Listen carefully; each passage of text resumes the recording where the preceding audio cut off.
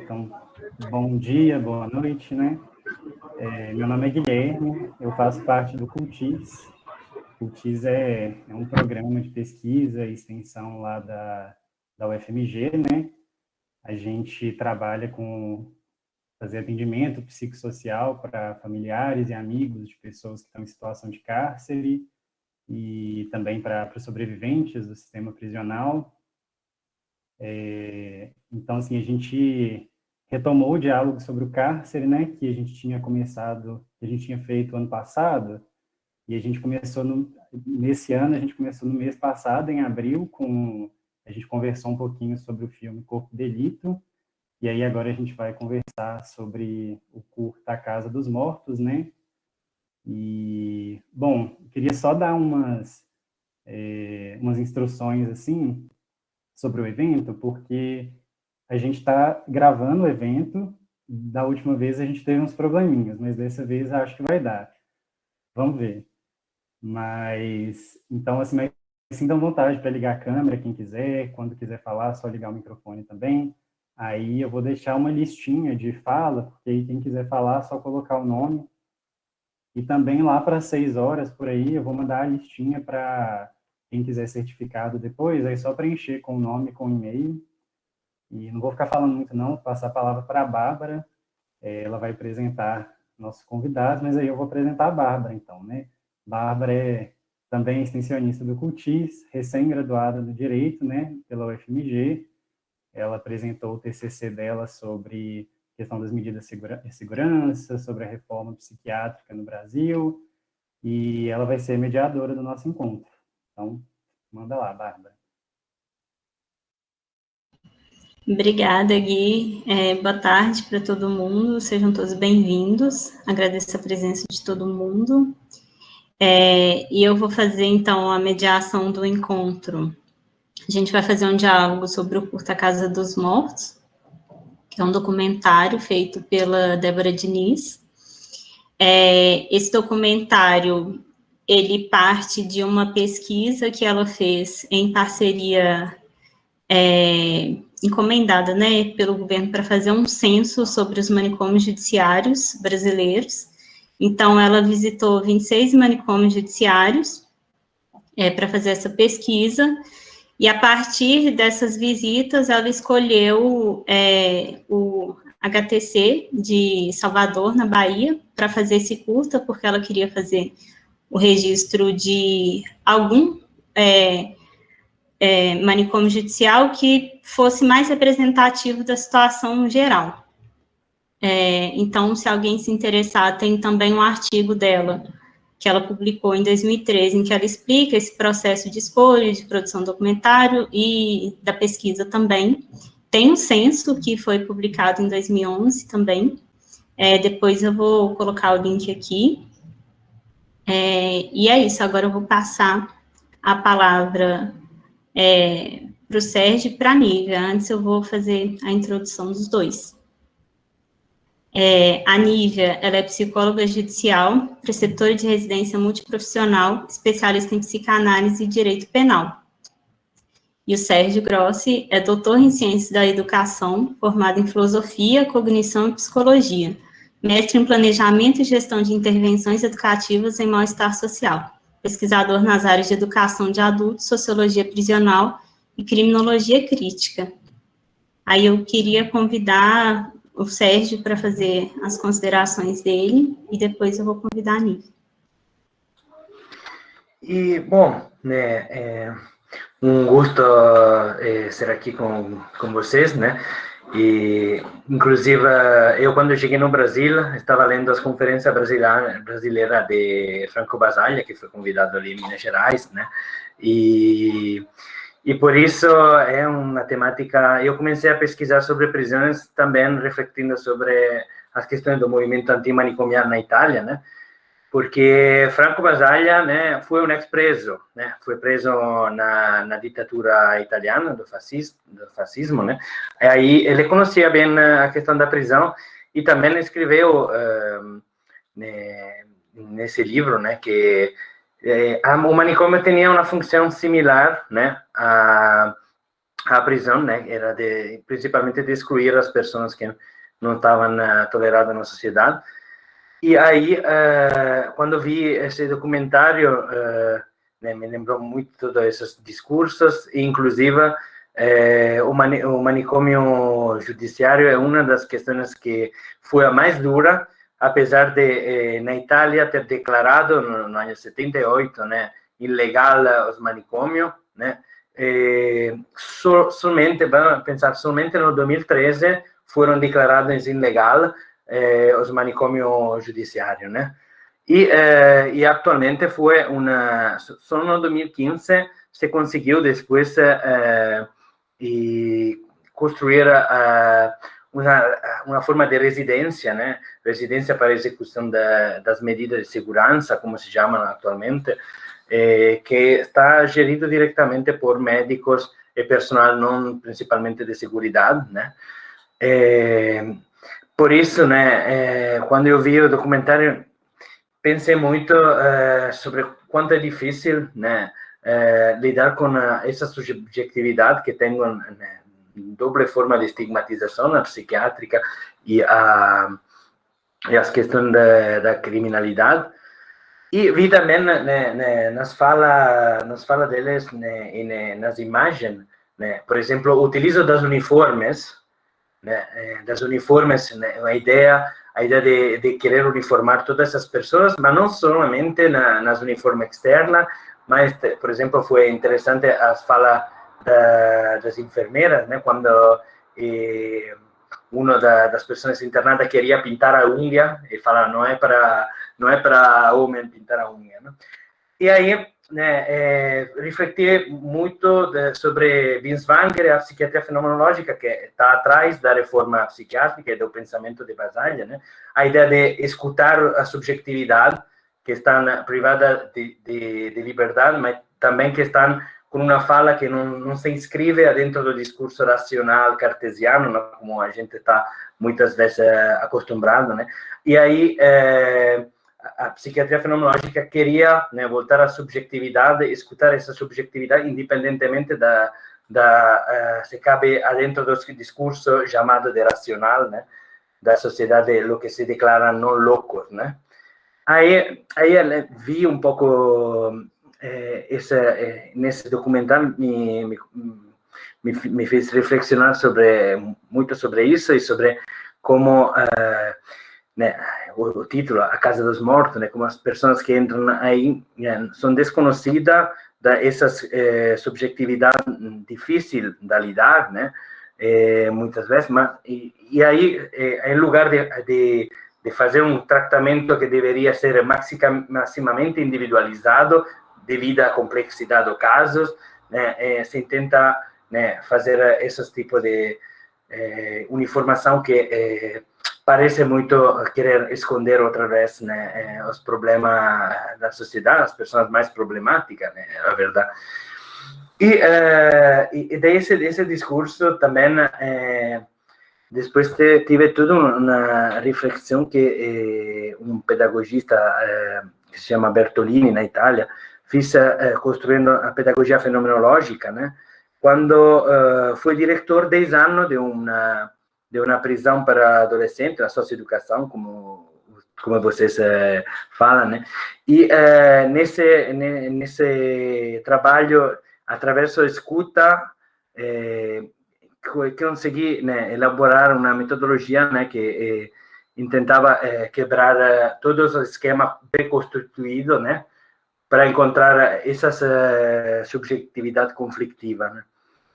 E nesse sentido, né, penso quantas coisas temos que fazer pensando as reformas psiquiátricas, pensando os problemas gigantes que temos para as questões que juntam a questão psiquiátrica com a questão criminal, mas em particular, depois do que me chocou no contexto brasileiro também, nas questões das prisões, né, nas questões diretamente das prisões que tem um estigma interno também aos progressistas, né, entre as forças progressistas, e também tive isso na reforma psiquiátrica na Itália, né, Basaglia tive que trabalhar muito também com o Partido Comunista, que não acreditou por muito tempo na possibilidade de gerir as loucuras de forma diferente, né?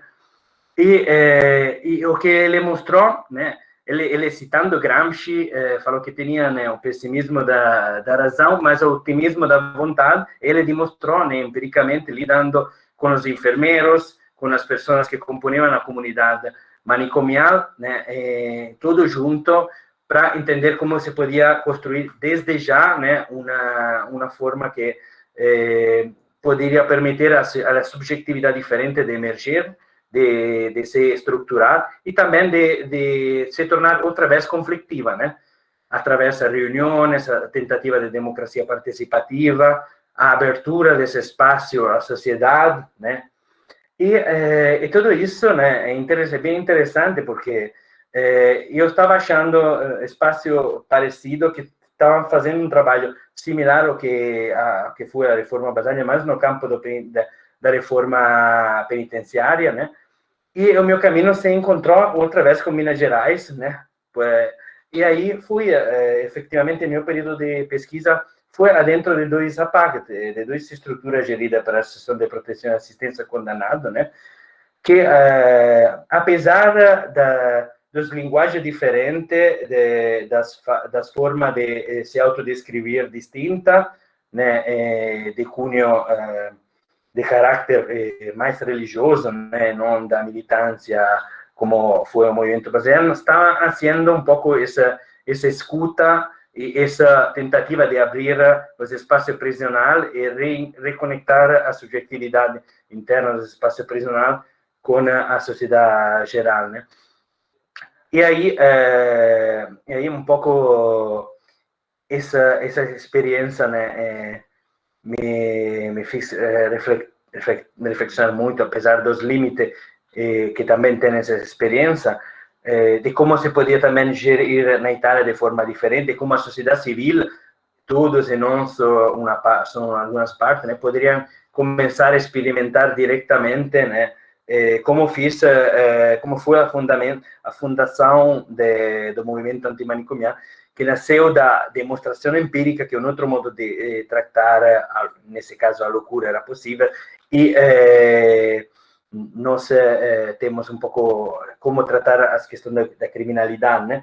E por isso, né, depois das pesquisas que eu fiz na APAC ali em Minas Gerais, atualmente estou pensando de fazer as pesquisas sobre as outras formas consideradas modelo, como a prisão de Bollate na Itália, e as prisões de Bastoi em Noruega, e aí para repensar um pouco como se poderia estruturar efetivamente um tratamento, né, que no mesmo tempo, como foi para a reforma psiquiátrica basaliana, a gente sabe que vai detonar a contradição na sociedade, né? Não é só a reintegração, não é só a inclusão social, é também isso, é também educar as pessoas aos conflitos, mas também educar a sociedade geral e ver quando se reconectam essas duas partes, né, aparentemente em conflito, o que se pode desenvolver, em particular, que se pode desenvolver desde a mirada dos movimentos sociais, né? E por isso, todos esses documentários me detonou muito todas essas reflexões que vão em encontro às minhas pesquisas atuais, né? E aí acho que depois posso deixar a palavra para outras perguntas, não sei se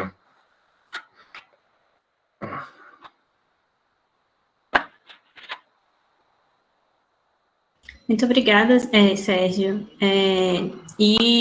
Só para complementar, você mencionou, né, a importância do Franco Basaglia na luta antimanicomial e a reforma psiquiátrica aqui, né, a luta antimanicomial brasileira, aliás, foi bastante influenciada, né, pela luta antimanicomial italiana.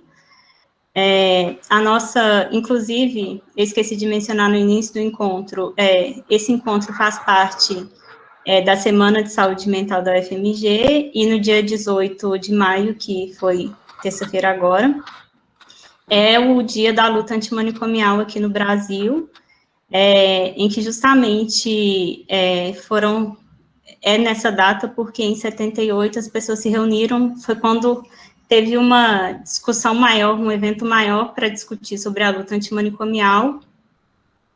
Se eu não me engano, o Franco até estava presente nesse evento, né, Carol?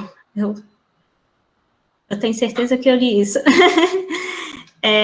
Então, foi realmente de grande influência para a nossa luta antimanicomial, e agora eu vou passar a palavra para a Nívia.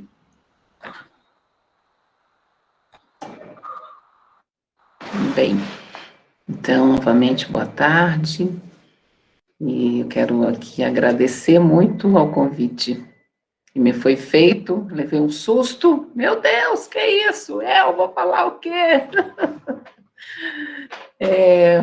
Guilherme, Bárbara, e as organizadoras e professoras, muito obrigada, é um imenso prazer estar aqui, e eu acho que falar desse tema é algo muito caro para mim, né? Eu venho dedicando a minha prática, há alguns anos no Tribunal de Justiça, levantando essa bandeira aí, né, da luta antimanicomial, reforçando isso, militando, né, na medida do possível, e em contato direto, né, com esses sujeitos, né, que o Sérgio menciona, essas subjetividades aí que estão relegadas ao esquecimento, né, na sociedade, ainda acontece e muito, né, no Brasil.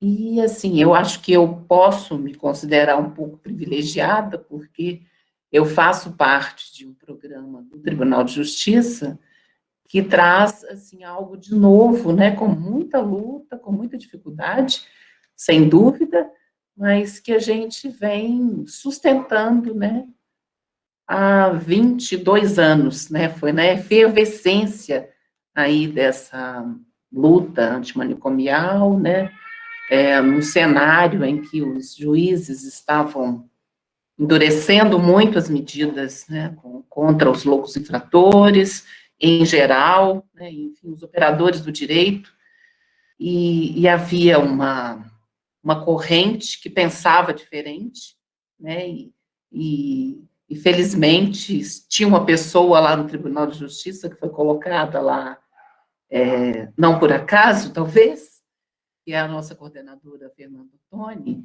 e ela fez uma pesquisa. Eu estava aqui pensando exatamente quando a Bárbara colocou, e a diretora do Curta, foi por meio de uma pesquisa que ela, né, pôde realizar essa obra, foi também por meio de uma pesquisa que a nossa coordenadora Fernanda Ottoni foi com os seus alunos ao manicômio judiciário de Barbacena, né, o Hospital de Custódia de Barbacena, e pôde trazer para o Tribunal de Justiça as condições, e assim, eram 15 casos para serem acompanhados, e os resultados apresentados ao tribunal. Isso foi feito. Então, assim, eu fiquei pensando o tanto que é importante, né, o investimento na nossa universidade, porque o tanto que as pesquisas trazem aí de bons resultados, né? Eu acho que isso é algo impagável, né? Nós temos mesmo que continuar lutando para termos as nossas verbas públicas bem empregadas nessas pesquisas, né? Que é disso, esses frutos aí a gente está colhendo, e somos testemunhas, né, dessa história. Então, destacando isso, e aí, esse programa, primeiro é um projeto, né, apresentado ao tribunal, e isso foi em 99, em 2000, o Tribunal de Justiça encampa esse projeto e dá o nome de Programa Integral, meu Deus, me deu um branco aqui agora, me ajuda aí. Programa de Atenção Integral ao Paciente Judiciário. Nossa, verdade. Desculpa, gente, depois de 18 anos... Eu repeti essa frase tanto em fóruns, Nívia. Que bom, Bárbara. Programa de Atenção Integral ao Paciente Judiciário, porque o pai PJ, a gente, né, fala e às vezes esquece de onde vem, significa. E aí, esse programa, isso virou programa em 2000, né, foi encampado, e os juízes das varas criminais começaram a contar com esse corpo técnico de psicólogos, assistentes sociais e assistentes jurídicos, né, que são as pessoas, os operadores do direito que já concursados no tribunal, mas que foram para o programa para apoiar, né, essa equipe. Então, a composição dessa equipe foi dessa forma: um psicólogo, um assistente social e um assistente jurídico. E até hoje é assim, a gente tem que fazer alguns arranjos, porque às vezes não tem, né, o recurso humano, mas a gente vai se virando ali, um apoiando o outro. Mas, assim, continua como originalmente até hoje. E então, esse trabalho vem sendo desenvolvido e a gente conseguiu, né, ao longo desses anos aí, que o tribunal pudesse nos apoiar, né, nesse trabalho, e hoje o Pai PJ ele é levado como no treinamento de juízes, né? Então, acho que essa inclusão no treinamento de juízes foi muito importante, porque no começo havia uma resistência, né? Os juízes mais progressistas, eles aceitavam, né, o corpo técnico, o trabalho, fazia uso, mas alguns não, né? Então, quando a direção, né, da instituição encampa isso e institucionaliza, o trabalho vai melhor favorecido, né? Claro que a gente vai levando, vai lutando, né? A gente não pode deixar de transmitir, né? E hoje ele funciona, né, dessa forma. Nós recebemos os processos, né, com a determinação judicial, né, e atrás daquele processo ali tem um sujeito, né, que cometeu um ato fora da lei, está respondendo a um processo penal, e nós vamos recebê-lo no PAI-PJ para acompanhar esse sujeito e ao longo do seu processo, né? Por isso que existe um assistente jurídico para nos orientar ali no que pode ser feito dentro da lei, porque a gente vai acompanhar a subjetividade, mas a gente tem que estar de olho ali no que né, dentro da lei, claro. E aí, para a gente conjugar isso e funcionarmos como mediadores, né, entre o sistema judiciário e o sistema de saúde mental. Então, nós estamos nesse intervalo aí, porque nós não somos nem tratamento, né, e nem os juízes que sentenciam, né, nem os outros operadores do direito. Então, a gente é parte do processo, porque somos auxiliares do juiz, mas nós levamos a sugestão, né, nós levamos a notícia, né, a notícia técnica para subsidiar as decisões e as individualizações aí das penas e medidas de segurança. Então, o trabalho é feito dessa forma. O paciente chega no PAI-PJ por determinação judicial e aí começa todo um desenvolvimento de acordo com cada caso, porque é preciso que seja assim, né? A gente precisa avaliar cada sujeito que chega, em que medida ele pode contribuir com o seu projeto para cumprimento da sua medida de segurança, né? Essa subjetividade aí, ela permeia e ela precisa estar o tempo todo ali ditando, né, a indicação. E então a gente vai receber esse paciente, chama paciente judiciário, né? E aí a gente vai verificar como o tratamento dele, a medida de segurança é uma medida de tratamento, seja ela de internação ou ambulatorial, ela é uma medida de tratamento. Então, nós vamos verificar, né, primeiro, a avaliação jurídica, e depois se esse sujeito está inserido, né, em algum tratamento. É muito curioso, porque a gente verifica, né, os nossos acompanhados, muitas vezes, eles não suportam esse tratamento convencional, vai ao médico, toma medicação, quer dizer, às vezes ele tem alguma outra coisa, uma obra, né, a arte, o trabalho, muitas vezes aparece como tratamento. Então, a gente tem um desafio, como é que nós vamos transmitir essa forma de tratar aos juízes, né, aos operadores, né?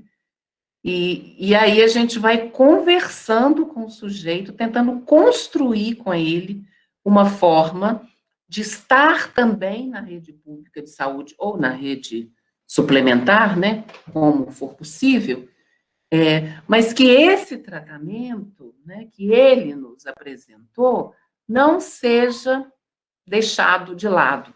E eu acho que isso aparece no filme, né?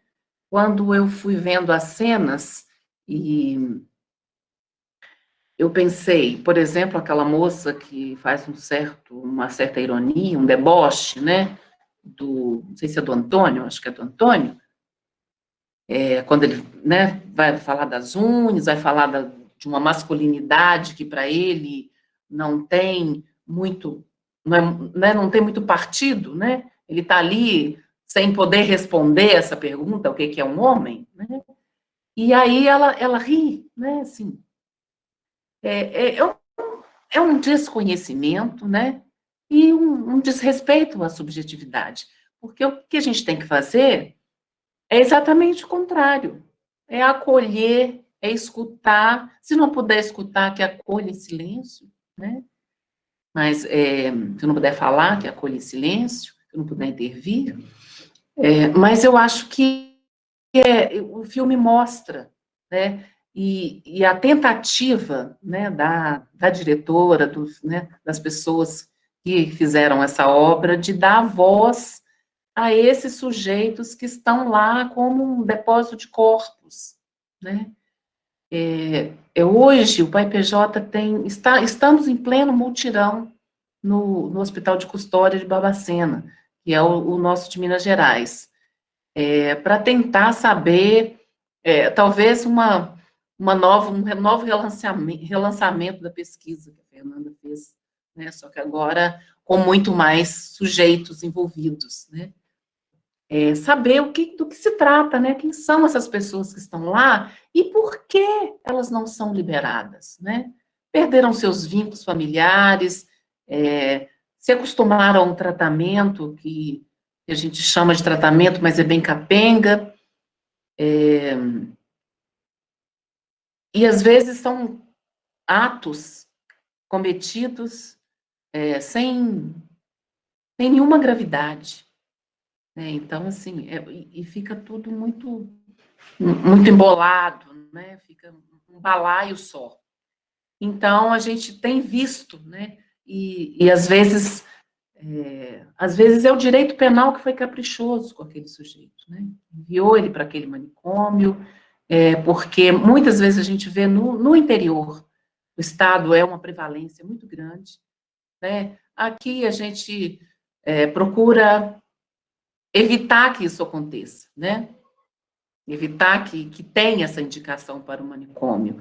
Mas no interior, né, o PAI-PJ ainda não chegou, assim, com muita força, mas somos poucos ainda, e às vezes a medida de segurança é algo, assim, muito estranho, porque ela carrega essa pecha que a loucura, esse estranho que a loucura destaca, esse diferente, então esse discurso fica muito fácil, né? Vamos encarcerar, vamos mandar para o manicômio, porque esse sujeito é perigoso, né?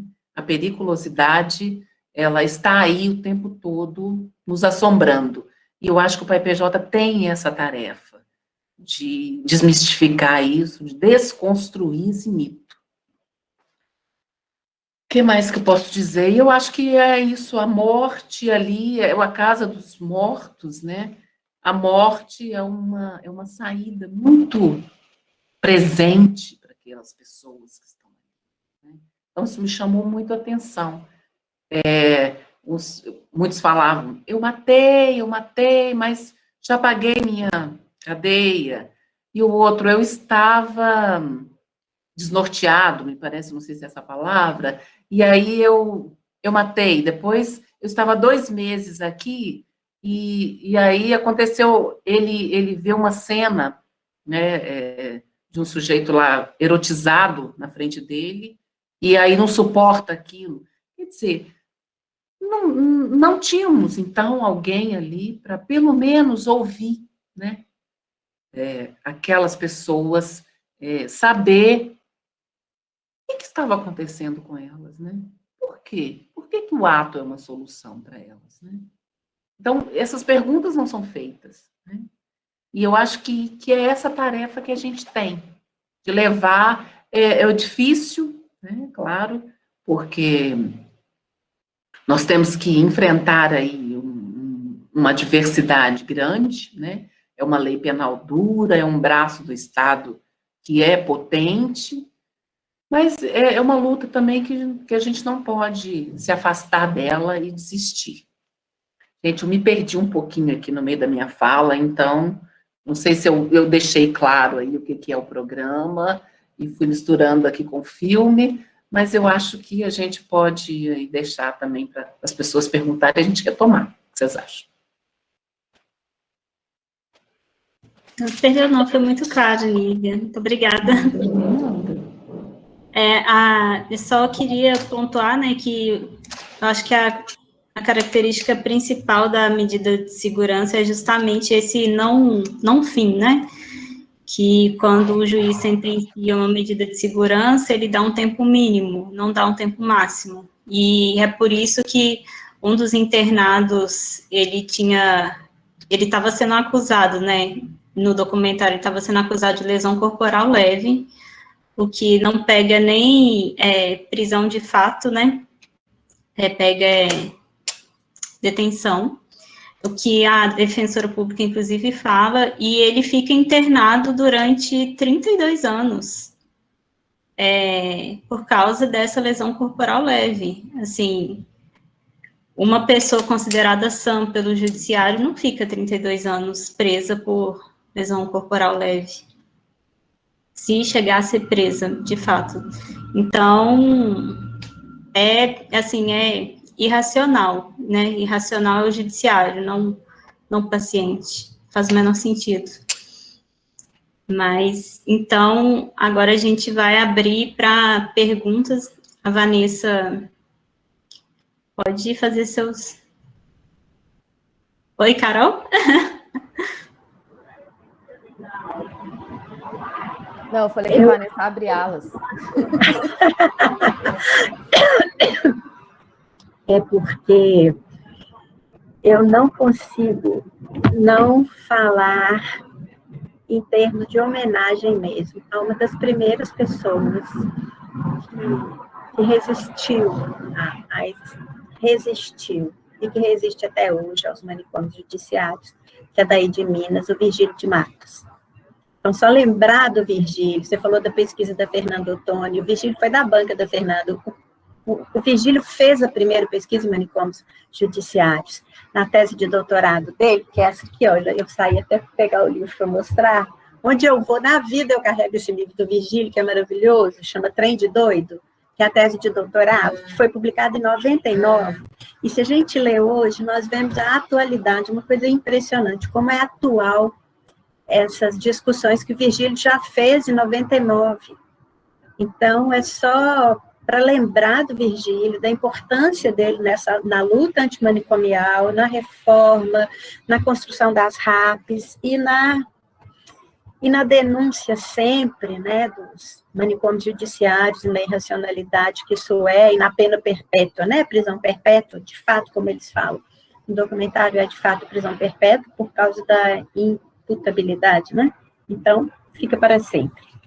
E queria chamar a atenção também para um outro programa que a gente fala pouco aqui e que é tão importante quanto o PAI-PJ, assim, eu acho que ambos os programas têm uma contribuição enorme, tem um papel, assim, preponderante nessa resistência e nessa atenção mesmo, né, nesse cuidado com o paciente judiciário, que é o PAI-LI de Goiás, que foi criado pelo Haroldo Caetano, né, um promotor de justiça. Aí Programa de Atenção Integral ao Louco Infrator, por isso que é PAI-LI, né, diferente do PAI-PJ. E que agora, às 18 horas, o Haroldo vai falar numa outra live justamente sobre esse programa e nessa semana, né, da antimanicomial. Mas eu queria também, aproveitando, chamar a atenção para algumas coisas para a relação que a gente faz com o trabalho, né? Como eu sou da psicologia do trabalho, não tem como deixar de fazer as interfaces e de pensar nas interfaces. Nós estudamos ergologia, a renormalização. Renormalização é o que as pessoas fazem para conseguir trabalhar. A gente tem que renormalizar o tempo inteiro. E o Yves Schwartz, apoiado em Canguilhem, ele fala que a mera reprodução das regras, a mera repetição, ela é impossível, e mais que impossível, ela é invivível. Aí, quando ele fala isso, eu penso sempre nas pessoas presas, como que as pessoas presas fazem para sobreviver à prisão, que é o tempo da espera, que é a repetição, que é as normas, né, muito rígidas, a margem de manobra estreitíssima, quase não aparece, né, quase não se percebe a margem de manobra, mas ainda assim alguma coisa é preciso ser feita para tornar invivível. E nesse documentário, quando não é mais possível, quando não se tem mais margem de manobra, quando não se consegue mais viver na rigidez, na incompreensão, nos castigos, nas repressões, nas opressões, etc., morre. Então, aquele rapaz que suicida é porque, de fato, né, o que eu fiquei pensando, fazendo justamente essa interface com a ergologia, é que ficou invivível, não dava mais para viver. Tem esse momento que fica invivível. Então, esses programas, PAI-PJ, PAI-LI, todas as pesquisas, as denúncias, todos os movimentos, todas as ações, todas as possibilidades, né, de encontrar algum interstício de liberdade dentro do aprisionamento, seja no manicômio judiciário, seja no sistema carcerário, é essencial para a vida. Para sair desse espaço de puro cumprimento de regras. É isso que o Yves Schwartz fala. O puro cumprimento das regras é invivível, não tem jeito. E hoje de manhã, num seminário, a gente discutindo exatamente Canguilhem, sobre a matéria estrangeira, que ele fala no normal e patológico, e aí alguém do grupo fez uma relação com interdisciplinaridade, pluridisciplinaridade, para compreender a matéria estrangeira, etc. Um dos pesquisadores, o Renato de Rusa, ele falou que o que a gente precisa entender é que o importante é a indisciplinaridade. Tem que ser indisciplinado, porque se for disciplinado, a gente não avança. Nós não conseguimos. Então, eu acho que tudo que nós estamos falando hoje, inclusive a própria existência do CULTIS, esse programa assim, tão maravilhoso, do PAI-PJ, do PAI-LI e tantos outros, são indisciplinares. São interdisciplinares, multidisciplinares, interprofissionais, o que quiserem, mas eles são principalmente indisciplinares. Assim, é uma indisciplina epistemológica, teórica, metodológica, que nos ajuda a transformar um pouco essa realidade, minimamente que seja. E eu acho que o Virgílio já falava nisso na época do doutorado dele. Foi com o Ferrajoli que ele fez o doutorado, Carol? Você se lembra? Foi em Bolonha, justamente. Foi em Bolonha que o Virgílio fez o doutorado. Eu acho que foi com o Ferrajoli, né? Ferrajoli. Acho que foi. Mas ele é isso, é a pura indisciplina, a pura contestação, é isso que ele nos ensina, e que eu acho que é o que a gente tenta fazer no LabTrab, no Cultive e em vários outros programas, é essa aprendizagem da indisciplina para viver, da indisciplina no sentido de não ficar na repetição e no cumprimento das regras, assim, tão estritas, né, tão estritas, que nos aprisionam, além dos muros, as regras também nos aprisionam muito, nos aprisionam enquanto profissionais desses lugares, além de aprisionar os usuários e tudo. Então, são questões que eu fiquei pensando enquanto eu estava ouvindo o Sérgio, a Nívia, e me lembrei do Virgílio, e quis falar nele, especialmente como uma homenagem, que eu acho que o Virgílio é o grande mestre, né, de nós todos aqui.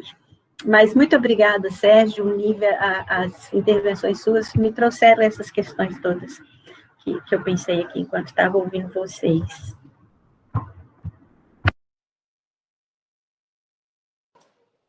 Sim, só para colocar, muito bem lembrado, Vanessa, Virgílio é mestre, sim.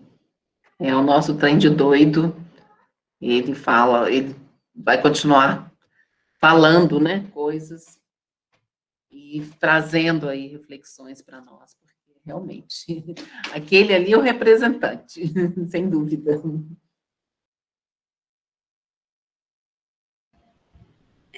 Agradeço a colocação da Vanessa, e agora eu vou convidar a Roseli, que ela colocou dela na lista. Pode falar, Roseli.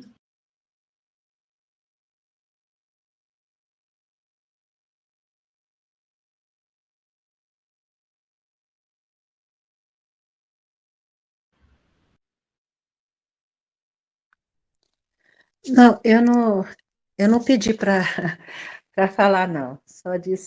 Só cumprimentei e agradecendo essa importante, essa escuta produtiva aqui, essa lembrança do Virgílio.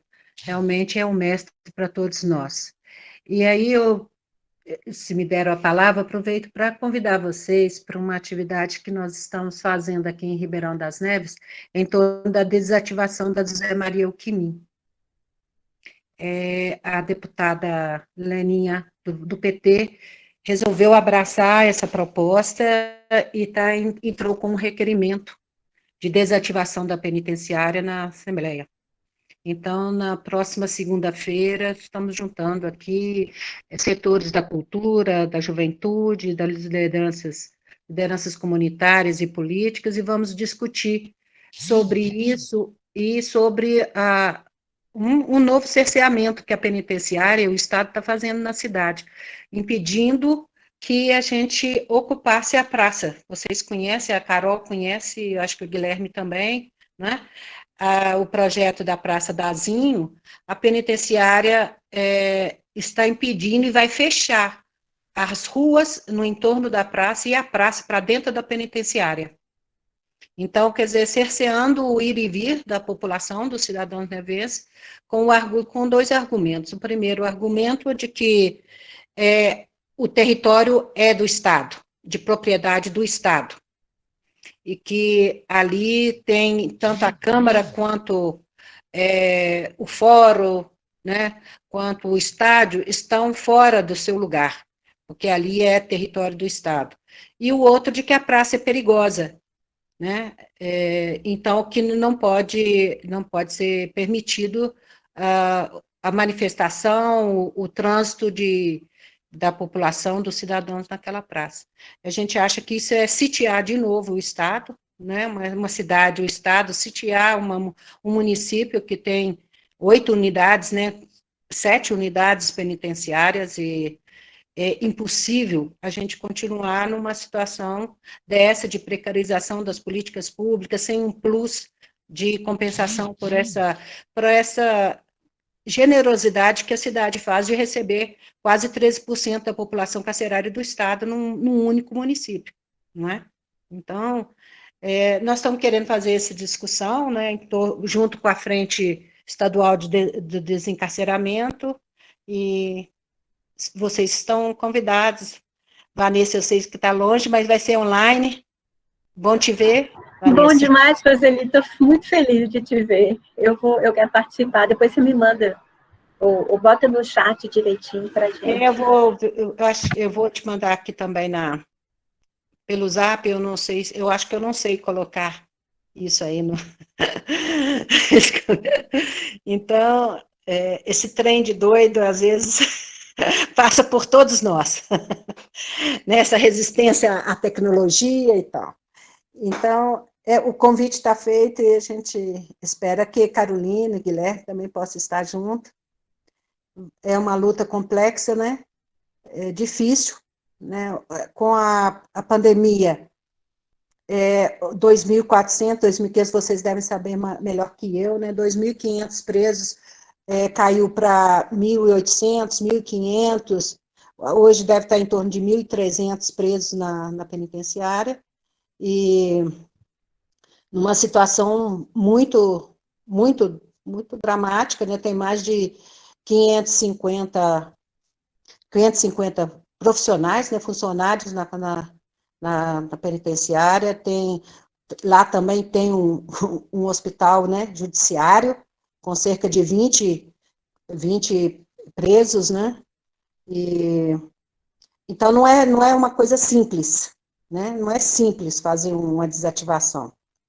Mas é muito importante para a cidade que vive com esse estigma, né, de cidade perigosa, cidade dos pobres, cidade de bandido, e tem no seu centro, né, na sua fundação, né, imaginária, né, uma penitenciária. A gente quer transformar essa penitenciária numa escola e num centro de cultura. Né? A gente acha que essa é uma forma de interferir, de desconstruir esse imaginário negativo da cidade. Então é isso, estamos juntos. Obrigada pelo espaço.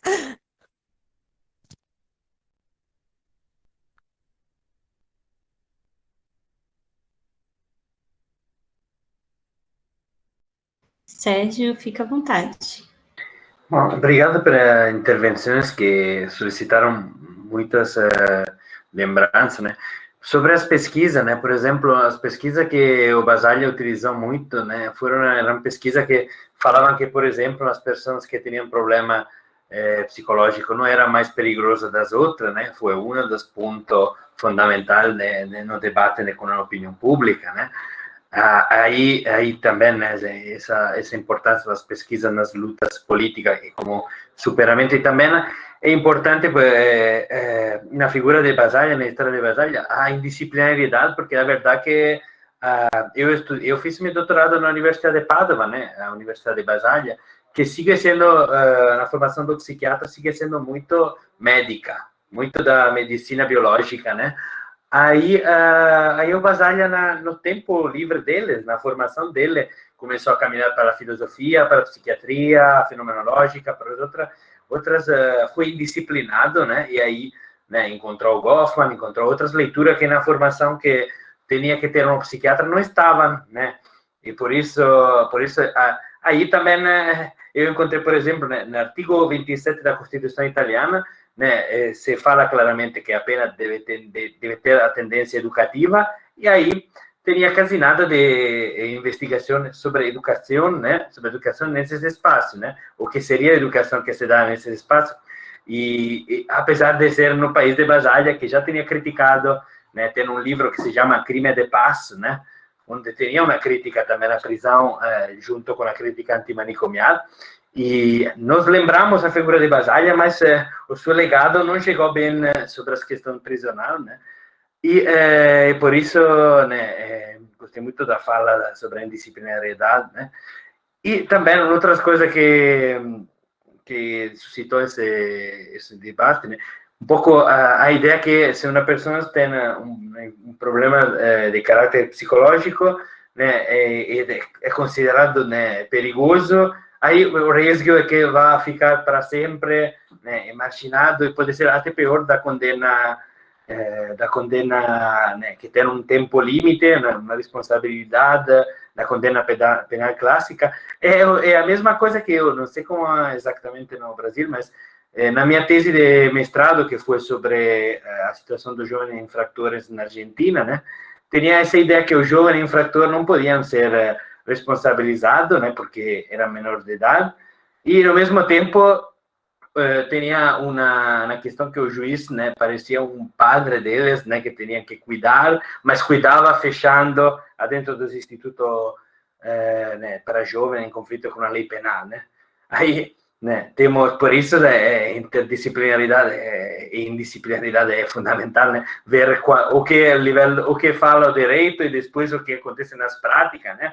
Aparentemente, as questões que parecem progressistas, como nos ensina Foucault, né, podem se tornar, né, o pior pesadelo no momento que tinham pessoas que estavam de facto privadas da liberdade, eram adolescentes, né, e não sabiam quando iam sair porque não tinham um prazo certo de responsabilização, né.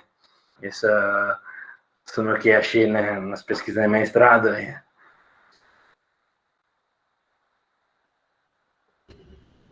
Esse ponto, Sérgio, eu lembrei justamente do livro do Virgílio, que eu li para fazer meu TCC, ele fala justamente isso também, de que as medidas de segurança aqui no Brasil, a partir do momento, né, que a medida de segurança ela é dada para o paciente, tirando a responsabilidade dele pelo fato, o que no PPJ, né, Nive, é inclusive questionado, a prática do PPJ questiona isso, né, você impede até que no desenvolvimento clínico e psicossocial do paciente ele possa lidar com o que aconteceu, né, mas o Estado, então, tira essa responsabilidade, mas dá uma responsabilidade jurídica de que essa pessoa tem que ficar reclusa, isolada do resto da sociedade, enquanto não cessar essa suposta periculosidade. Essa periculosidade é basicamente o sofrimento psíquico, né? No PPJ, eu fiz estágio no PPJ e era muito comum, eu acompanhava pacientes que estavam presos ou internados, mas eu acompanhava principalmente os que estavam presos, e era muito comum que eles não passassem nessa perícia, que é esse termo que a gente fala, né, do paciente ser liberado, era muito comum que ele não passasse na perícia porque ele não tinha vínculo familiar, sendo que a pessoa estar dentro de um presídio é um impedimento para a formação do vínculo familiar, gera um sofrimento também para a família, fazer visita, ainda mais aqui no Brasil, né, que a gente sabe como elas são. Então, imagina, para senhoras idosas fazerem visita no presídio é muito difícil. Então, esse vínculo familiar é rompido pelo próprio Estado. E depois o Estado diz, esse paciente não tem vínculo familiar e ele não pode ser solto porque ele não formou vínculo familiar. E, inclusive, uma coisa que a gente via muito era que os pacientes que, de fato, tinham vínculo familiar, que a família conseguia fazer visita com regularidade, tinha vários laudos de psicólogos das unidades falando que os familiares visitavam, mas na hora de fazer a perícia, era completamente ignorado durante a perícia. A perícia falava, não tem vínculo familiar. A gente ficava, ué, como assim? A gente sabe que tem. Qual que é a justificativa, né? Mas, enfim, eu lembrei desse gancho do Virgílio, porque quando você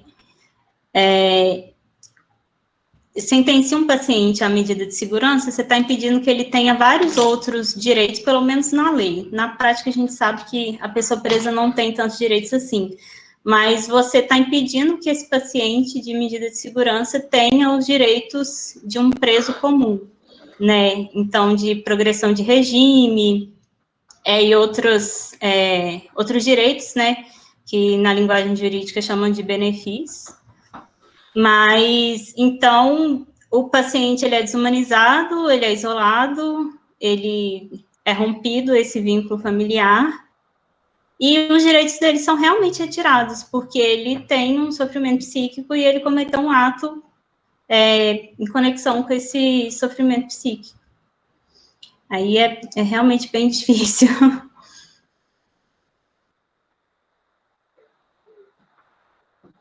Tem gente inscrita? Posso falar?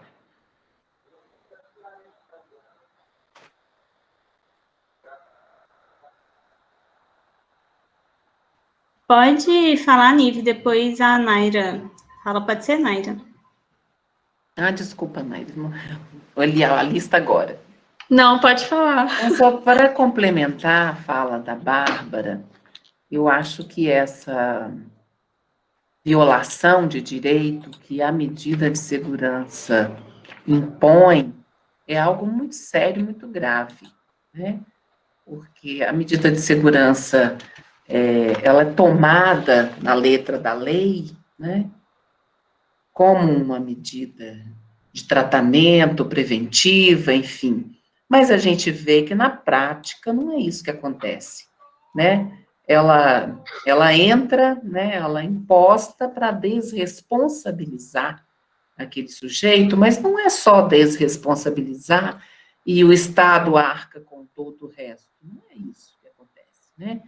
Ela desresponsabiliza para excluir, né?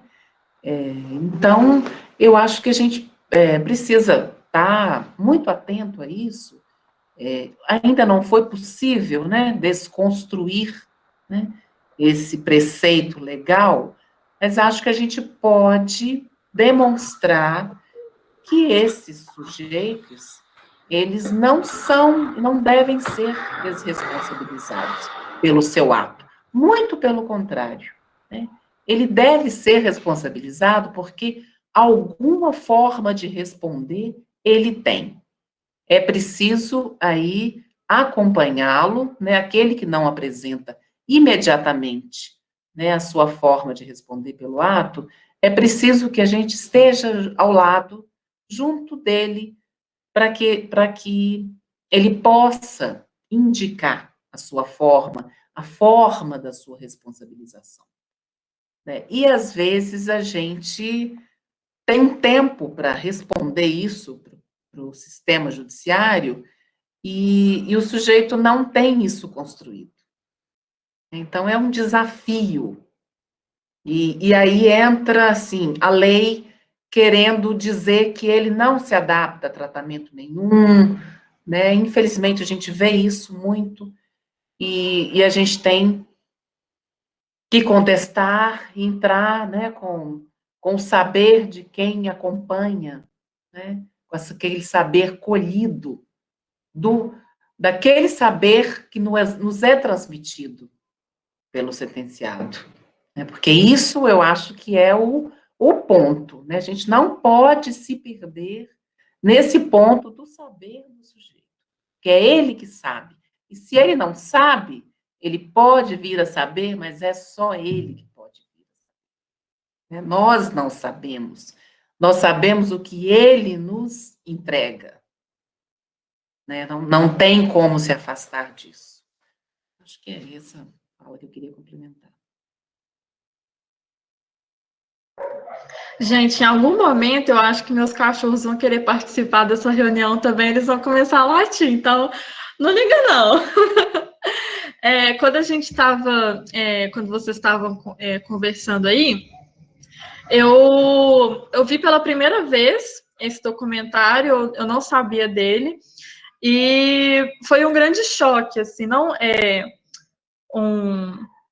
assim um primeiro contato, mas é porque é uma coisa que permite a gente se aproximar do conceito de desumano, para além daquilo de é uma prática bizarra que eles fazem com as pessoas.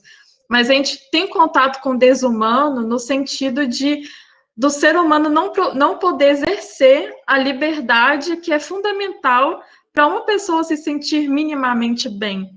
Então, assim, se dentro de um sistema penitenciário, né, as pessoas não podem exercer a fala, né, a gente estava conversando esses dias, uma conversa do Projeto Laços com o pessoal da APAC, e eles não podem conversar, assim, sobre sexo com os parceiros. Tipo, um adulto não poder falar sobre sexo com as pessoas que estão do lado. Tipo, e aí, sabe? E o que vai surgir depois disso? Onde que está a liberdade mínima de expressão dessa pessoa? E dentro desse documentário, né, do manicômio judiciário, eu percebi isso de uma maneira muito mais forte. Naquela cena que eu não lembro quem que tinha falado, que foi uma das cenas que mais me causou assim uma sensação muito forte de quando o Antônio vai conversar com uma das moças e ela debocha, tipo, ela ri. Quando eu tava vendo aquilo, eu falei, gente, será que é só eu que tô com essa implicância ou isso daqui foi feio mesmo, sabe? Esse deboche desnecessário. Porque é uma pessoa que estava tentando ali exercer o mínimo de autonomia de, eu tenho vontade de pintar a minha unha, e ele não pôde nem expressar o que ele estava realmente sentindo. Eu sinto isso como se fosse uma pessoa tendo controle de um carro, sabe? Quando a pessoa, antes de entrar no sistema penitenciário ou no manicômio judiciário, ela está no controle do carro, ela tem uma consciência de si, ela tem assim, ela sabe um pouco das suas ações, né? A gente viu algumas pessoas falando sobre suas vidas, e quando elas entram dentro do sistema, se deparam com essa situação de poder, não são eles mais que estão ali. É como se o Estado chutasse eles daquele carro e falasse: eu estou no controle agora.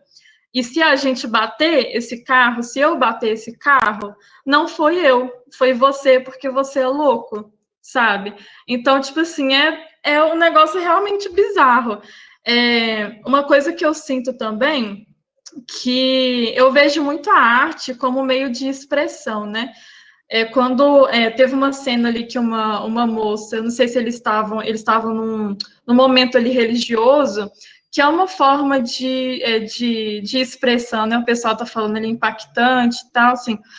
É uma forma de expressão que permite você colocar para fora, você materializar alguma coisa que só você está sentindo. Eu acho que a religião permite a gente fazer isso, assim como a arte, que eu percebi que eles estavam se sentindo à vontade com aquilo. Assim como o Antônio também estava sentindo à vontade, falando sobre a sua unha. Eu lembro que um dos motivos, né, pelo qual eu comecei a me interessar pelo sistema prisional foi quando eu conheci um moço, que hoje a gente é super amigo, eu geralmente ligo para ele, e ele está cumprindo semiaberto em Ribeirão das Neves. E quando a gente se conheceu, a gente estava em um ponto de ônibus e a gente começou a trocar poesias, eu gosto muito de escrever, e a gente passou, assim, a madrugada trocando aquilo, assim, uma forma de expressão cultural mesmo. E até hoje eu guardo comigo, assim, um presente que ele me deu. Foi no dia do meu aniversário isso, inclusive. Que foram 3, 4 cadernos, assim, de poesias magníficas, assim, magníficas, magníficas, extraordinárias. E que, sabe, tinha oportunidade dele estar exercendo essa arte dele sem estar, sabe, na situação de outra pessoa tendo controle sobre seu corpo, sobre sua pessoa daquele jeito. Então, eu vejo que a arte é um desses caminhos, mas igual a Vanessa tinha falado ali, né, da indisciplina. Meio que, tipo, tá, e aí, se as pessoas realmente se expressarem, e aí vai parar nessa expressão? Tipo, o que vem a partir daí? Será que só o reformismo de comer pelas beiradas adianta? Eu estava até falando com o pessoal do GT Socioeducativo, né, que eu articulo também com o Desencarcera, que depois que a gente conhece a teoria abolicionista, fica meio difícil a gente conversar sobre outras, né, que depois que a gente tem esse contato com o absurdo que é a privação de liberdade, depois disso fica muito difícil a gente aceitar qualquer forma de repressão à pessoa.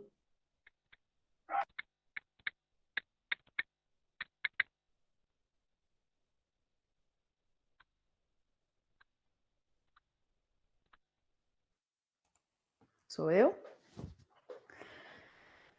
Bom, então, Queria agradecer mais uma vez, né, Sérgio e Nívia, por aceitarem o convite.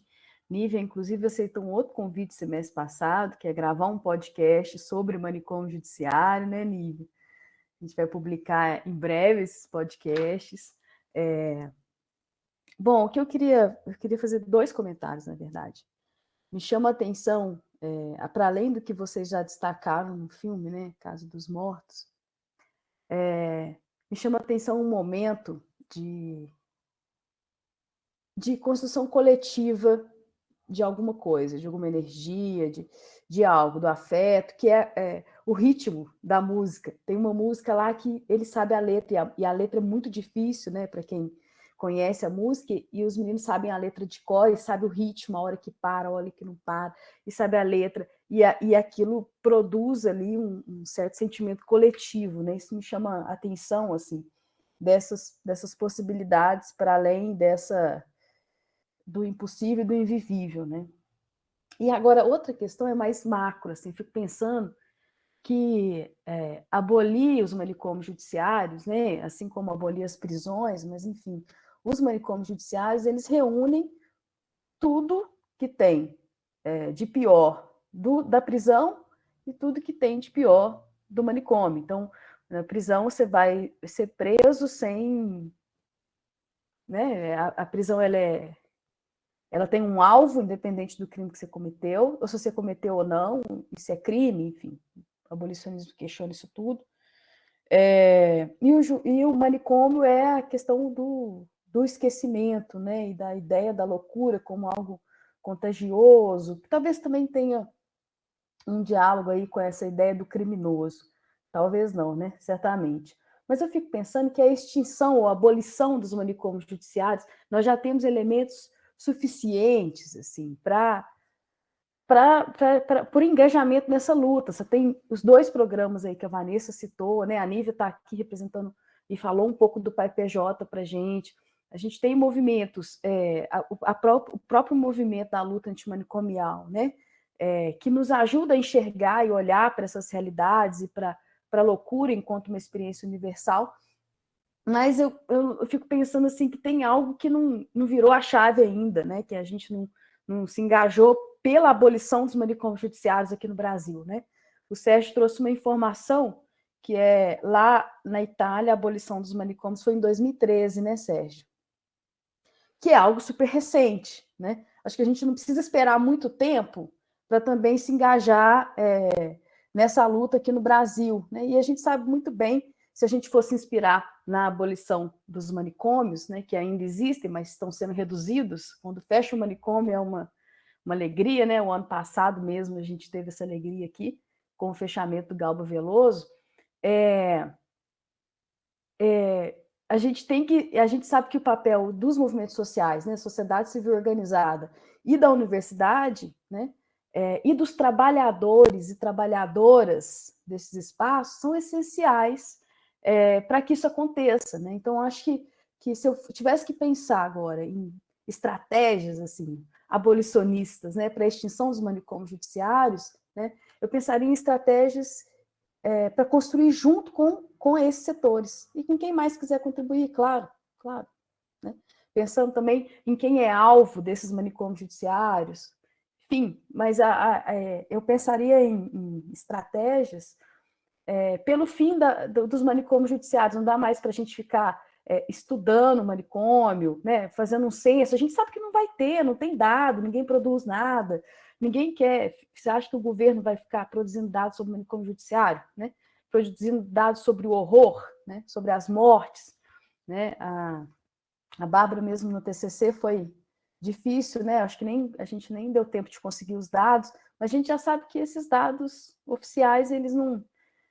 Nenhum dado oficial, né? Condiz com a realidade. Enfim, acho que era só essa reflexão mesmo sobre essa estratégia aí e firmar as ações, né, e táticas para a abolição dos manicômios judiciários, né? Não dá mais para esperar. Aí, como a gente tem tentado caminhar rumo à abolição das prisões, né? Bem, passos de formiguinha, mas indo junto, né, com um monte de gente, eu acho também que a abolição dos manicômios judiciários é essencial. É isso. Obrigada.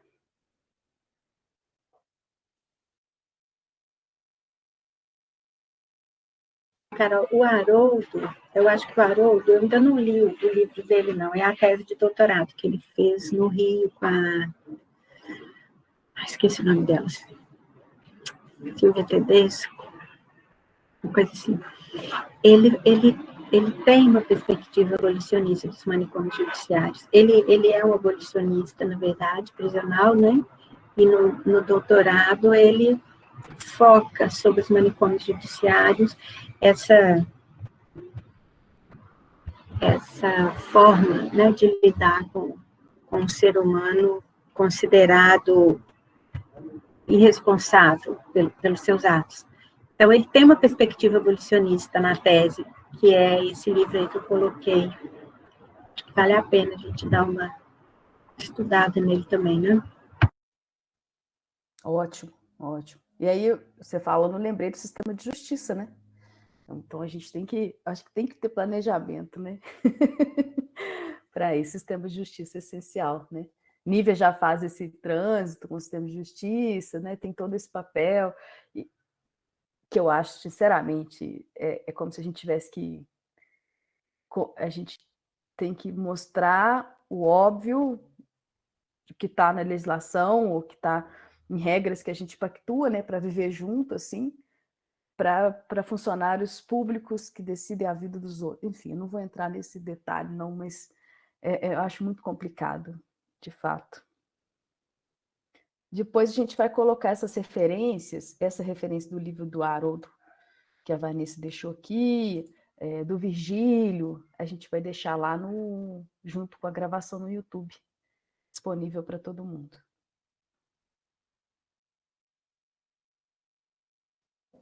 Amém que vai ter gravação no YouTube depois, né? Assim, amém. Todo mundo fala amém aí de casa. Vai dar tudo certo. Mas... Tem umas 3 pessoas gravando essa reunião que eu sei. Pode ter mais. Não é possível. Vai dar certo. Retomando uma fala da Nívia, lá no início, que ela estava falando a questão da importância, né, de verba, tanto para as pesquisas, né, para as mais diversas pesquisas, e assim, trazendo assim, um pouco para o lado do que a gente está fazendo, né, com diálogos, que é essa questão de conversar a partir de filmes, pensar também na questão da verba para o cinema, e assim, também para a questão do documentário, né, porque a gente, no Brasil, assim, a gente tem uma cena de documentários que é muito, muito rica, e o documentário, ele traz muito essa possibilidade que nem a gente falou aqui, de várias cenas, né, que a gente chama de cena, mas na verdade são momentos, né, que estavam acontecendo e tinha uma câmera ligada, e assim, é claro que a câmera ligada afeta, né, mas a Débora, que foi a pessoa que é a diretora do filme, ela conta que no dia que começou a filmar, que é a primeira cena, a primeira vez que eles ligaram a câmera foi a primeira cena.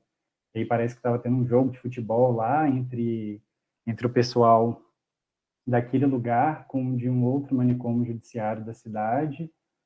E aí a gente pode ter esse monte de situações que parecem que são muito roteirizadas, né? Porque são tão, assim, incríveis e às vezes até chocantes, né? Que nem a gente já falou várias vezes aqui do momento da unha, assim.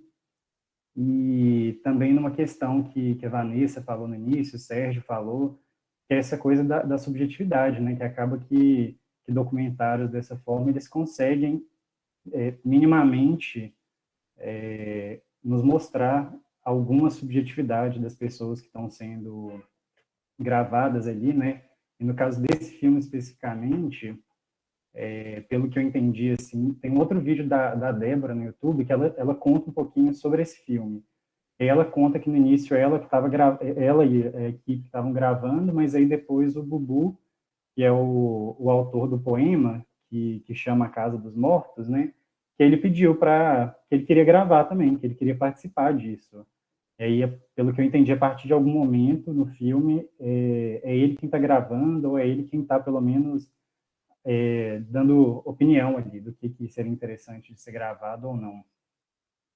Mas uma outra coisa que eu fiquei pensando é que a gente conversou muito mais para o início do encontro sobre a importância da individualização, né, da questão do caso a caso e tudo mais, e isso está muito junto com, né, quando a gente pensa em abolicionismo penal assim, e é abolir todas as formas de restringir a liberdade, né, de privar a liberdade. E aí a gente pensa muito e conversa muito sobre o que fazer, né, e é isso, né, é o caso a caso, a gente vai ter que ir descobrindo ali, vivendo e descobrindo, né, mas de formas que sejam mais solidárias, né, e não tão violentas, assim. E aí, assim, isso tudo só para chegar numa frase que a Nívia falou, que eu achei muito boa, eu acho, assim, eu anotei ela aqui, acho que a gente tem que levar ela para sempre, que é se não puder intervir ou falar, que acolha em silêncio, né, mas, assim, sempre acolha. E realmente, às vezes é muito difícil para a gente falar alguma coisa ou intervir, nos casos mesmo que a gente viu no documentário, né, na Casa dos Mortos, às vezes a gente não tem muito o que dizer, né? Ou então, às vezes, a gente, enfim, vai falar alguma coisa que vai acabar sendo violenta e tudo mais, então, e que a gente consiga fazer esse acolhimento, mesmo que em silêncio, né?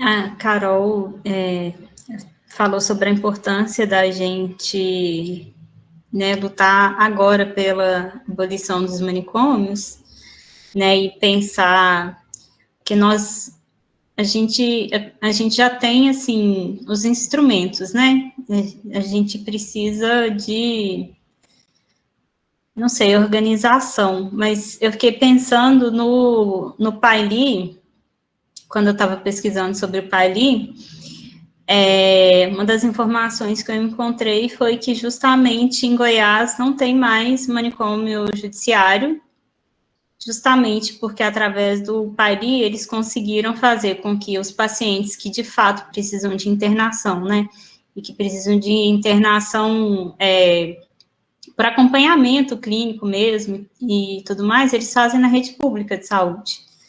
Não tem necessidade deles ficarem internados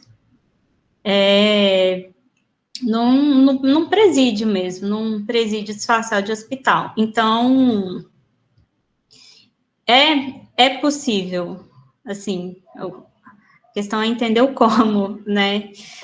Goiás conseguiu, aí talvez, não sei, um trabalho de formiguinha, um trabalho de formigão, como foi na Itália, mas eu acho que é possível, assim, pela própria existência do SUS, né, tem os hospitais dia, tem os CERSANs, tem os CAPs, então a gente tem estrutura, né, o que a gente não tem, por exemplo, no momento é um governo, né, que apoia essa estrutura, mas, enfim, eu só lembrei da experiência do Paili, que em Goiás eles já estão um passo à frente do que o resto do país nesse sentido.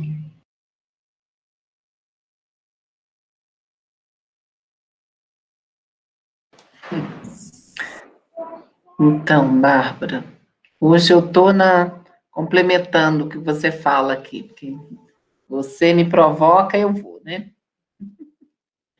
Olha, eu fiquei pensando aqui, quando a Caroline trouxe essa ideia da abolição dos manicômios, né, que não é nova, mas que a luta também não é, e a gente vem tentando caminhar, acho que é isso mesmo, né? Temos que falar, falar e falar e fazer. E eu fiquei pensando o que fazer, mas fazer com pensar e com falar. Acho que ela tem total razão quando coloca que o sistema de justiça precisa estar aí, assim, na ponta, eu acho, né? porque isso vai ser decisivo, né? Transmitir isso até para o executivo, né? Já que o manicômio é aí ligado ao executivo, né? Mas nós, né, sociedade civil e programas e organizações, etc., nós temos a tarefa de disseminar esse discurso de que o manicômio, a internação, né, ou seja, cumprir sentenças em prisões, e principalmente em manicômios, não pode ser uma opção. Né? A opção tem que ser o tratamento em liberdade, o cuidado em liberdade, né? Que é o que essa luta vem fazendo há 20 anos, né? Estamos ontem comemorávamos, né? Anteontem comemorávamos os 20 anos da luta antimanicomial no Brasil. E eu acho que essa transmissão, né, é da nossa tarefa, nós temos esse encargo, porque se a gente transmitir algum pensamento de que o manicômio é uma opção, aí a gente tem uma barreira. Né? Então, assim, é sério, né? É muito sério isso, pensar que não é uma opção.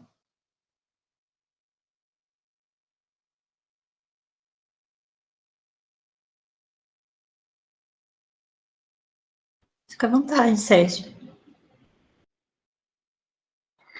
Y, bueno, sí, bueno, abolicionismo fue una pauta absolutamente central también en mi pesquisa de doutorado, né? Inclusive vai sair um pouco na reflexão sobre, em uma revista brasileira agora, sobre a questão da abolição, educação e reintegração, né?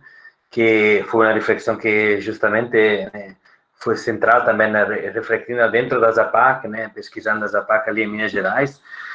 E bom, o que eu sempre penso mais, também pensando em Angela Davis, né, quando ela fala que nós precisamos de uma constelação das alternativas, né, de pensar uma constelação das alternativas que são, claro, preventivas, né, mas também quando a gente já tem conflito que está aberto, né, tem pessoas extremamente machucadas do sistema, né, violentadas do sistema, que aí reproduzem violência, né.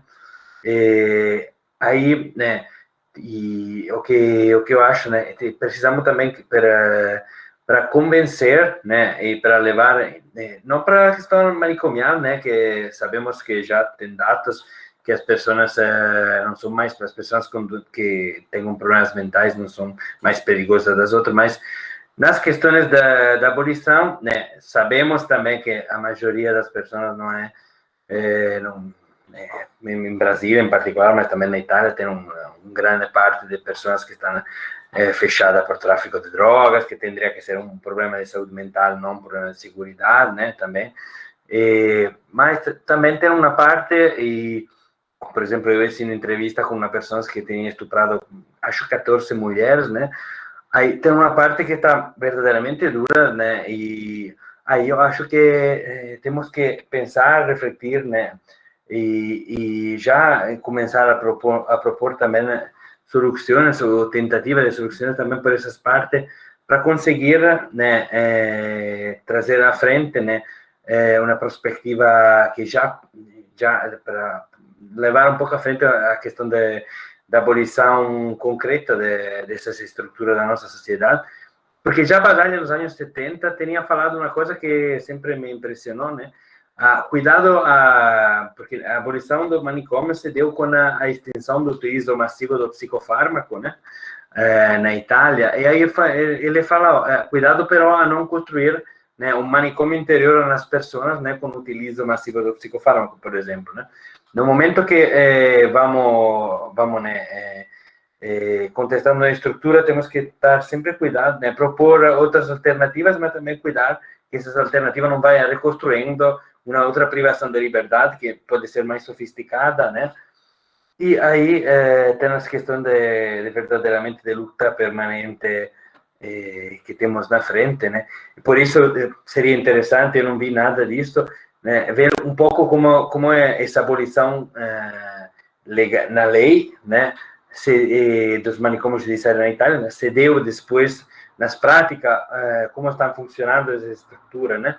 Seria interessante entender como depois nas práticas se vai configurar a gestão dos poderes e como elas se efetivamente conseguem estender as possibilidades de subjetivação das pessoas que estão dentro desses projetos, ou, ao contrário, né, as pessoas, independentemente do tipo de formação que tenham, vão atuando principalmente com função de segurança, de proteção da sociedade, dessa subjetividade, né, porque seguem sendo isoladas da sociedade dentro dessa estrutura, né, por exemplo, aí me chamou muito a atenção um pouco essas questões, né, em particular, outras coisas que me levou a atenção e que quero refletir nas próximas pesquisas sobre esse modelo, cárcere modelo Basto na Noruega, né, que de fato está super bonito a nível de estrutura, mas está em uma isla, né, fisicamente está em uma isla separada da demais da sociedade, com uma hora de caminho para chegar, né? Aí, como é que se pode reintegrar uma pessoa se isolando? Sim, é uma estrutura linda, limpa, onde cada interno tem efetivamente uma casa e um trabalho, mas distante, né, uma hora de barco da demais da sociedade. Por isso, né, essas são as questões que estão abertas, temos que pesquisar muito, por isso é super importante o trabalho que vocês estão fazendo, né, e é super interessante, também na Itália deveria ter um pouco de retorno a essas temáticas que são um pouco tratadas atualmente, mas...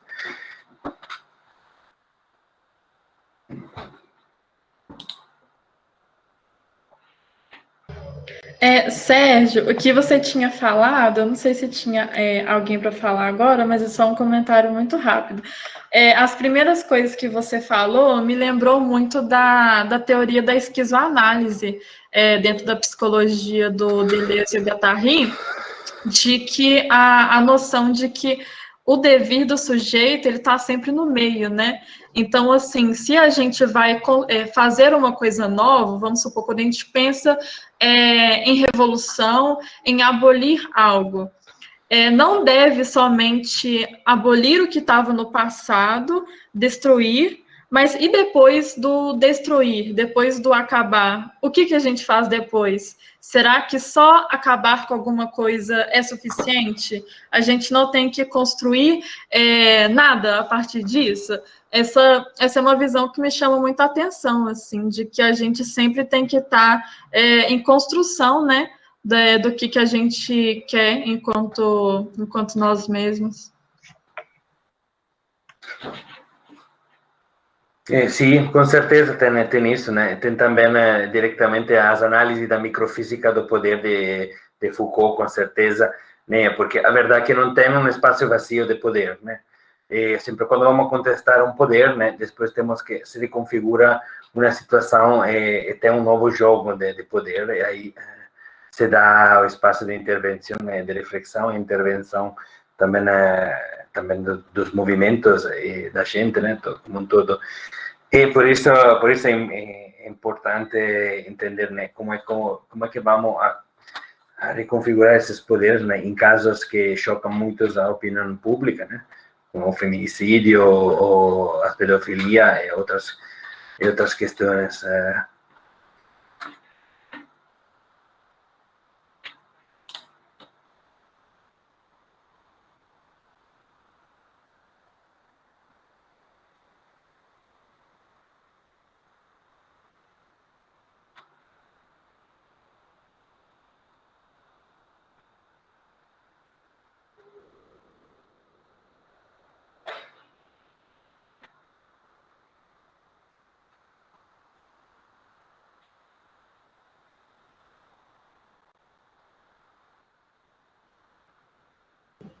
Alguém tem alguma questão?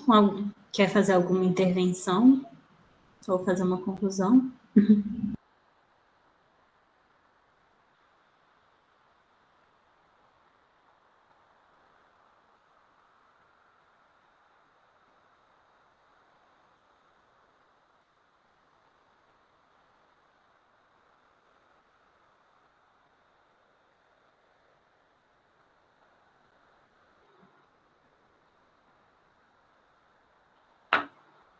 Só se todo mundo viu a lista de presença, porque aí para assinar, para a gente mandar o certificado. Aí tá no chat, vou até colocar de novo, se alguém não tiver visto.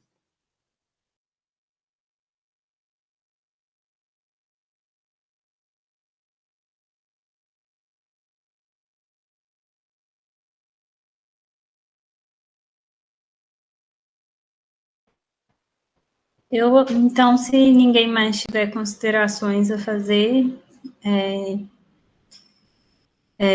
Nívia, Sérgio, vocês querem fazer alguma conclusão? Mais algum comentário? Eu quero agradecer. Muito boa oportunidade de estar conversando. Eu acho que a gente precisa mesmo, né? Que bom que tem a tecnologia, que a gente não precisa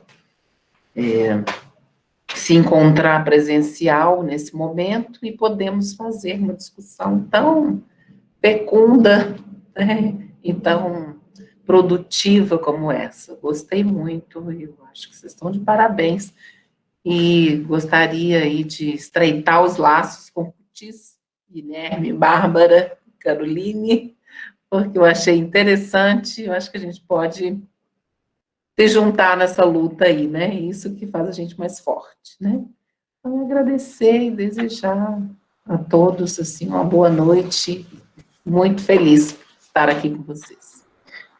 Eu também quero agradecer, né? Vou compartilhar também a minha tese, os meus trabalhos, contato por qualquer coisa, né? Que estamos juntos nisso. Em Bolonha, o ano passado, se constituiu a rede No Prison, né? O movimento abolicionista na Itália, que está começando a se expandir, né? Tiveram um livro publicado, né? Que escreveu um artigo também o Matias, o Pavarine, outros que estão na criminologia crítica. E bom, né? Verdadeiramente é um argumento que tem muita resistência ainda, é muito difícil, e por isso é super importante conectar as diferentes lutas em diferentes países. Aí estou super à disposição para qualquer tipo de outros encontros, né, que posso ajudar a me somar e também compartilhar outro material. Eu agradeço muito o convite, né, e o trabalho que vocês fazem, sempre de reflexão, que são super interessantes. Já participei de outros encontros, né? E espero um dia de conseguir chegar aí outra vez presencialmente em Belo Horizonte. Já fui no encontro da rede de professores que trabalham em prisões, né? E aí, né? Tem uma chamada também para Belo Horizonte, que é uma cidade super linda. Aí vou passar todos os dados por qualquer contato a quem queira.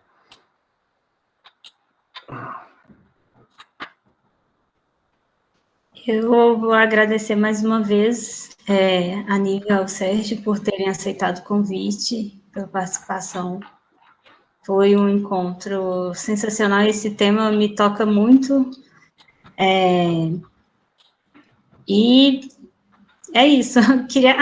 um minutinho, eu vou aproveitar a oportunidade, o Sérgio falou sobre abolicionismo, sobre o Matiz, fazer mais uma propaganda do CUTIS, que a gente está com as inscrições abertas para o nosso grupo de estudos, que é um grupo de estudos sobre abolicionismo, e esse semestre a gente vai estudar os principais teóricos abolicionistas, né, o Husman, o Christie e o Matisse, e é isso. Carol, você quer fazer alguma consideração? Então, é isso, pessoal. Agradeço imensamente todo mundo que participou até agora. E tchauzinho, boa noite para todo mundo. E que a gente se veja em novos encontros, na luta antimanicomial.